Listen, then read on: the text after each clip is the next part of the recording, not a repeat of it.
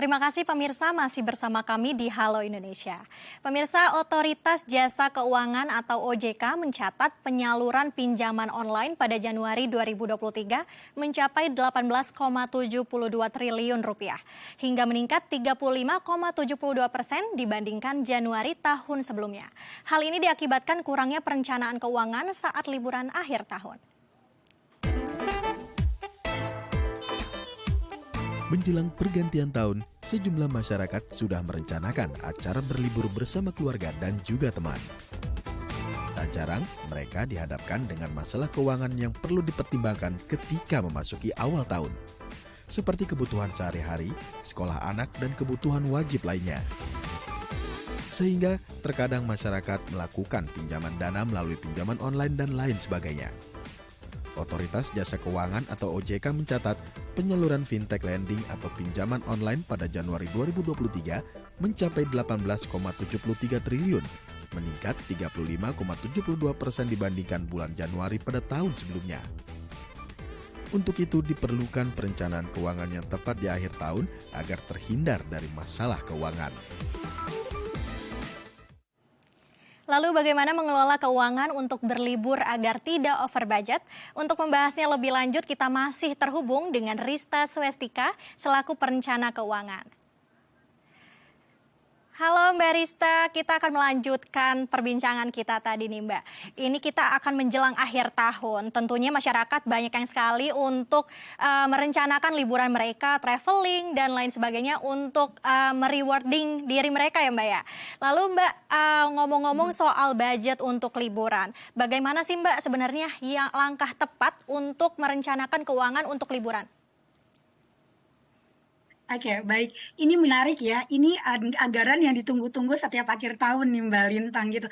Tapi sebenarnya saya juga setuju dengan narasinya. Harusnya kita sebagai manusia tuh udah paham bahwa oke, ini akan mendekati dalam 1 tahun itu kan udah kelihatan ya bahwa Desember akan ada musim liburan, kemudian masuki tahun baru, kemudian kita akan masuki bulan Ramadan, kemudian kita akan masuki biaya sekolah anak gitu ya, musim sekolah gitu. Kemudian kita juga akan memasuki lagi siklusnya itu selalu sama. Seharusnya kita sebagai masyarakat udah paham bahwa ada bulan-bulan tertentu yang memang kita harus siapin anggarannya. Sama seperti kayak kita ada yang ulang tahun, kan itu udah kelihatan tanggalnya gitu. Apalagi setiap akhir tahun sudah dirilis untuk kalender tahun depan gitu aja. Jadi ada baiknya kalau untuk yang berkaitan dengan liburan seperti ini sudah disiapkan jauh-jauh hari sebelum waktunya liburan ini tiba. Artinya pola penganggarannya adalah kalau memang kita memang iya akan ada nih musim liburan di akhir tahun misalnya atau di awal tahun misalnya gitu ya.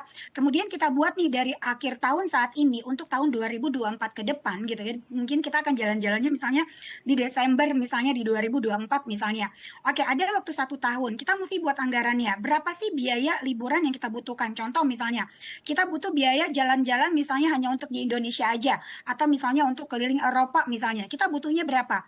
Contoh misalnya kita butuh 30 juta. Maka dari 30 juta itu kita punya waktu 12 atau 11 bulan untuk mempersiapkan dananya. Jadi nggak lagi ngandalin misalnya dana mulai dari bonus bonus akhir tahun gitu ya.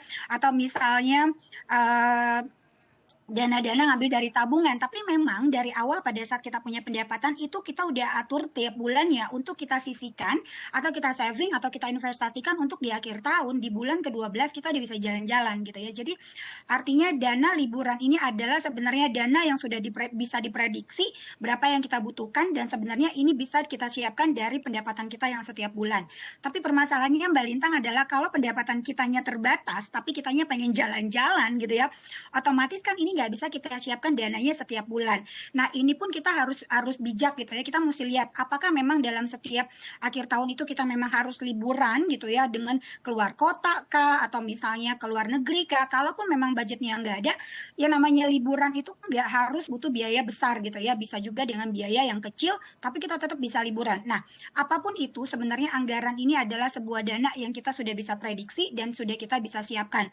Jadi bukan sebuah dana dadakan yang oh iya besok mau tahun baru kita butuh dana sekian, oh besok mau akhir tahun mau liburan kita butuh dana sekian. Harusnya itu nggak begitu. Jadi memang dana-dana yang seperti ini tuh memang udah harus kita bisa siapkan setiap bulannya, karena ini adalah dana-dana yang sudah kita bisa prediksi dari awal berapa sih pengeluaran yang harus kita persiapkan. Kurang lebih seperti itu sih Mbak Lintang. Baik, Mbak Rista. Lalu bagaimana Mbak, mungkin masyarakat juga masih bingung gitu, bagaimana merencanakan keuangan yang sehat. Apakah kita harus menentukan lokasinya terlebih dahulu untuk liburan, atau kita harus mengurusi budgetnya dulu nih Mbak, menurut Mbak Rista? Oke, nah paling mudah adalah begini, contoh nih, kita lagi buat anggaran buat 2024 gitu, taruhlah tahun ini kita jadi nggak liburan nih Mbak Lintang karena dananya nggak ada gitu ya. Kita mau buat anggaran di 2024, oke kita akan berangkat misalnya di November atau di Desember awal atau di Desember akhir. Kita tentuin dulu, artinya dari bulan November saat ini nanti kita harus dananya siap di November bulan depan, karena di Desember kita harus berangkat misalnya gitu ya. Kita mesti hitungkan dulu, kita mau perginya kemana, kita tentuin dulu, oke apakah mau di dalam negeri, apakah mau di luar negeri gitu ya. Kemudian kalau di dalam negeri kita mau kemana, ini tetap harus ditentukan gitu, karena kalau enggak kita nyasar gitu ya. Oke, ditentukan dulu misalnya kita mau misalnya ke Labuan Bajo misalnya, oh kita mau ke Eropa misalnya. Oke, kalau ke dalam negeri aja kita butuh uangnya berapa, apakah 30 juta dengan semua transportasi, makan, hotel, oleh-oleh dan lain-lain, itu mesti kita hitung. Nah kemudian kalau kita mau ke Eropa butuhnya berapa misalnya, oh kita butuhnya 50 juta misalnya atau 100 juta. Nah maka kita breakdown nih, kalau tadi misalnya contoh kita butuh misalnya 30 juta aja deh, karena kita mau liburannya hanya di Indonesia aja misalnya. Oke, 30 juta dan kita punya budget waktu untuk mempersiapkannya itu adalah misalnya 10 bulan. Kita punya target. Artinya setiap bulan kita harus saving atau investasi kurang lebih di angka 2,5 sampai 3 jutaan gitu ya. Nah, dari sini baru kita tentuin nih nanti, kita lihat nih kondisi keuangan kita. Bisa nggak kita mencapai target di angka 30 juta tadi dalam waktu 10 bulan? Kalaupun nggak bisa sampai dan kita juga nggak bisa lihat kemungkinan dapat dana tambahan dari mana, ya kurangin gitu ya, mungkin bukan 30 juta, mungkin destinasinya bukan ke Labuan Bajo misalnya, oh misalnya mungkin hanya daerah misalnya Jabodetabek misalnya kita liburan. Nah itu kita harus bisa mengukur sendiri. Jadi yang perlu kita tentukan adalah kita mau liburannya kemana, target angkanya berapa, kemudian berapa jangka waktunya, kemudian kita cek kondisi keuangan kita, berapa yang bisa kita saving, kita investasiin atau kita sisihkan setiap bulannya. Kalaupun memang dipaksakan, kita harus melihat ada nggak peluang-peluang untuk nambah pendapatan sehingga nanti liburan ini bisa terwujud. Kurang lebih seperti itu Mbak Lintang gitu. Baik, berarti kita terlebih dahulu menentukan lokasi dulu ya Mbak ya, lalu budgetingnya berapa untuk agar liburan kita terlaksana. Lalu bagaimana Mbak, bila kita sudah mengatur budgeting, namun juga akan ada over budget gitu Mbak, apakah pinjaman online ini penting atau benar-benar signifikan untuk membantu perencanaan keuangan ini, atau kita juga harus menyiapkan dana darurat? Oke, nah tadi kan udah dianggarin nih Riz gitu ya, kalau bahwa oh aku mau ke dalam negeri aja aku butuhnya sekian, oh kalau keluar negeri aku butuhnya sekian. Balik lagi, pada saat kita membuat sebuah perencanaan, aplikasinya di lapangan pada saat nanti kita liburan, biasanya tuh banyak yang over budget, betul sekali Mbak Lintang gitu. Makanya pada saat kita membuat anggaran, contoh, oh kita udah hitung nih secara detail kita butuhnya 30 juta, tapi kita punya spare dana misalnya 5 juta, kalau ternyata pada saat liburan nanti kita terjadi over budget. Jadi tetap harus dibuat dana untuk jaga-jaga kalau ternyata over budget. Kalaupun udah dibuat seperti ini, harusnya kita tidak jadi over budget dan kita tidak berhutang gitu kan ya pada saat kita liburan. Karena banyak banget pada saat liburan gitu ya, terlalu euforia, terlalu happy gitu ya, semua dibeli, jadi nggak sesuai lagi dengan anggaran yang udah dibuat. At the end, ujung-ujungnya kita jadi terjebak dengan utang. Maksudnya tujuannya untuk liburan adalah healing, tapi pulang liburan kita terpusing dengan billing yang udah bakal ditagihkan ke kita. Jadi untuk mengantisipasi itu ada syaratnya apa? Ada baiknya adalah pada saat kita liburan benar-benar diatur sesuai dengan kondisi keuangan kita, kemudian ada spare budget, dana untuk tidak terduga, tapi kita juga udah harus bisa membuat batasan kalaupun nanti terjadi over budgetnya ada di angka sekian gitu. Kenapa? Karena kita hanya angka ini yang kita sudah siapkan gitu ya. Jadi kita juga harus bijaksana, disiplin, karena jangan sampai yang tadinya tujuannya untuk liburan malah pulang kita pusing dengan billing yang harus kita bayar, kemudian jangan-jangan keuangan kita juga masih terbatas gitu ya. Jadi sangat tidak disarankan buat kita liburan tapi dengan berhutang. Beda cerita ketika kita mau liburan kemudian kita berhutang tapi kita sudah punya anggaran pada saat nanti setelah liburan kita udah punya uang untuk bayarnya, itu juga tidak masalah. Tapi kebanyakan adalah ketika kita mau liburan kemudian dengan cicilan dan lain-lain, pada saat kita mau bayar uangnya nggak ada. Nah ini yang agak sedikit repot tuh Mbak Lintang, seperti itu. Baik, berarti kita juga harus bijak dalam mengelola keuangan budgeting untuk liburan, maupun yang berkeluarga ataupun yang masih single begitu ya Mbak Rista ya. Lalu bagaimana Mbak, Betul kalau banget. yang sudah berkeluarga, mereka kebutuhannya juga ada anak dan nanti setelah liburan mereka harus memikirkan juga tentang bagaimana nih untuk kebutuhan anak ke depannya nih Mbak. Apakah ada tips-tips dari Mbak Rista untuk tepat untuk mengelola uang setelah liburan nih Mbak? Oke, nah ini tuh bagus banget gitu ya. Riz kan kehidupan kita tuh bukan hanya liburan aja. Setelah liburan kita akan masuk gitu kan ya.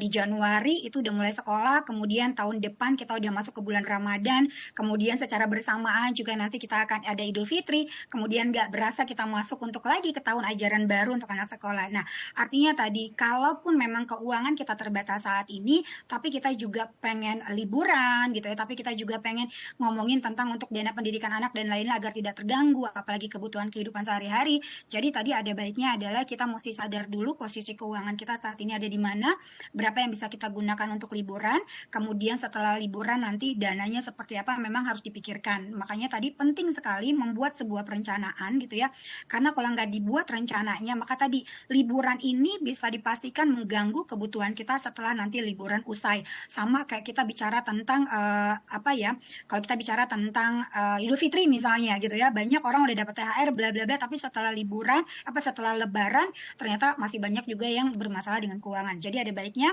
ini tuh adalah pengeluaran-pengeluaran yang sebenarnya setiap tahun itu udah bisa kita anggarkan gitu, dan kita juga sudah belajar dari tahun sebelumnya. Oh, kalau tahun sebelumnya adalah kita ada over budgetnya sekian, maka yuk bulan ini tuh atau misalnya tahun ini tuh kita mau kemana, kemudian kalau ada over budget kita anggarin. Nanti setelah kita liburan itu penganggarannya juga seperti apa memang sudah harus dibuat juga.